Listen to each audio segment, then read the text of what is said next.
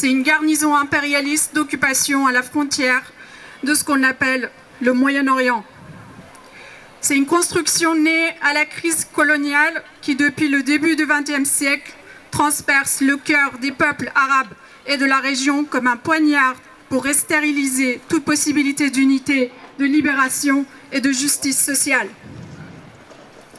C'est un système criminel fondamentalement fondé sur une idéologie raciste et fasciste qui, après plus de 7 décennies de massacres et de dépossession de Palestiniens, met ouvertement en œuvre depuis des mois le projet de génocide et d'anéantissement de ce peuple opprimé et en lutte. Cette garnison est le bras armé du capitalisme mondial et en premier lieu de l'impérialisme américain qui, avec tous ses moyens militaires, informationnels, technologiques, sert à priver les peuples de leur souveraineté et à les menacer constamment. L'attaque israélienne sur le sol iranien n'est pas une défense, mais une agression. N'est pas une attaque chirurgicale, mais la casse de l'ossature de toute résistance indépendante dans la région. Non, elle n'est pas non plus une simple attaque contre la République islamique, régime qui s'est soumis sans réserve au diktat du capital mondial depuis sa création, régime qui a également mené une guerre contre sa propre classe ouvrière, tout en étant même du point de vue des intérêts de ses dirigeants incapables de résoudre ces contradictions structurelles en politique internationale et qui se trouve aujourd'hui à l'extrême de ces contradictions existentielles. L'invasion militaire israélienne ne vise pas seulement à faire tomber son régime, mais aussi à résoudre cette contradiction structurelle et à montrer aux générations futures que dans cette région, aucune alternative n'est possible sans se soumettre à la tutelle d'Israël. Cela est une contre-révolution.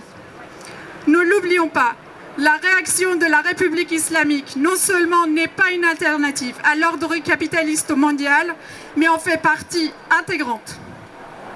Dans ce même climat, nous assistons à la montée rapide et tendance d'extrême droite et subversive qui applaudissent les attaques israéliennes au nom de la liberté et du progrès. Leur objectif est de détruire la République islamique, non pas pour instaurer de vastes libertés démocratiques, mais pour mettre en œuvre des politiques de libre marché plus brutales. Sécuriser les investissements étrangers, consolider l'ordre néolibéral et réprimer largement toute volonté qui s'oppose à l'instauration d'un tel ordre. La formule « ni la République islamique, ni Israël », c'est bien, en cette crise actuelle, est en soi profondément ambiguë, analytiquement faible et finalement inefficace car elle ne répond pas à la nécessité d'un alignement de classe contre ces deux pôles réactionnaires.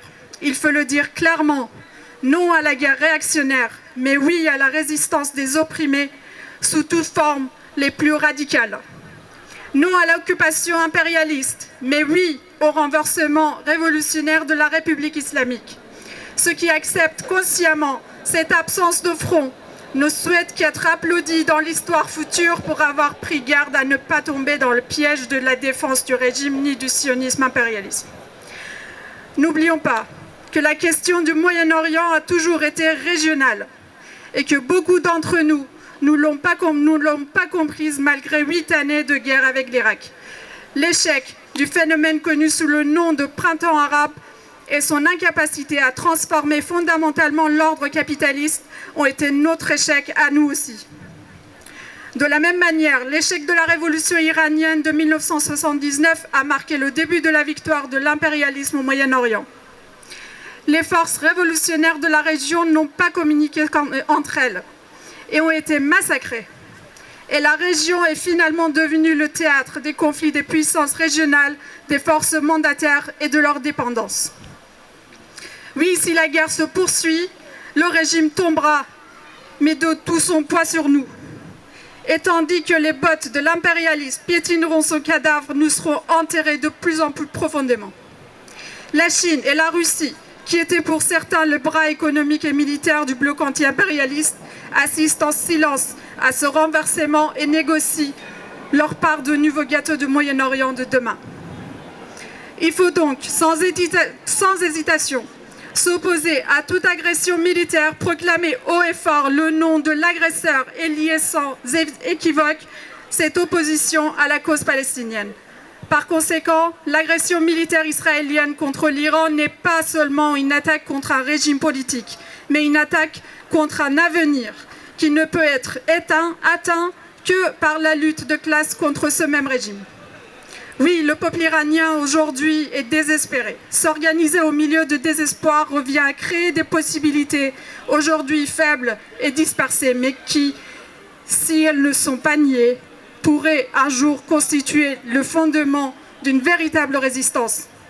Par conséquent, reconnaissance du désespoir peut être un acte révolutionnaire s'il ne s'agit pas de la consolider ni d'y céder, mais plutôt d'en chercher l'issue.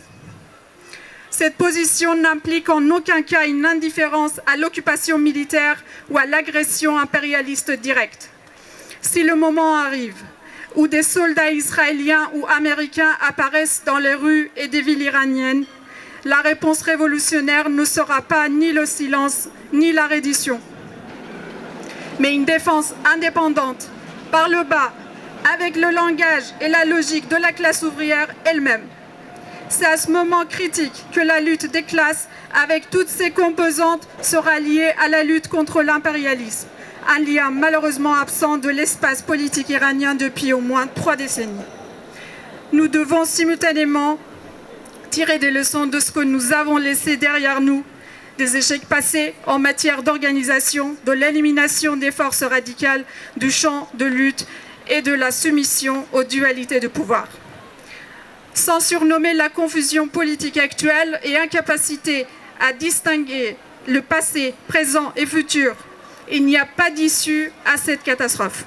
Aujourd'hui, nous devons ouvrir une perspective qui appréhende le moment présent avec toute son horreur, non pas comme un moment statique, ni comme une impasse, mais comme le moment potentiel de la naissance d'une alternative. Maintenir, renforcer ou reconstruire cette ligne indépendante et anti-impérialiste, aussi limitée soit-elle, est une condition non seulement de l'action d'aujourd'hui, mais aussi de la possibilité de toute lutte future. Merci.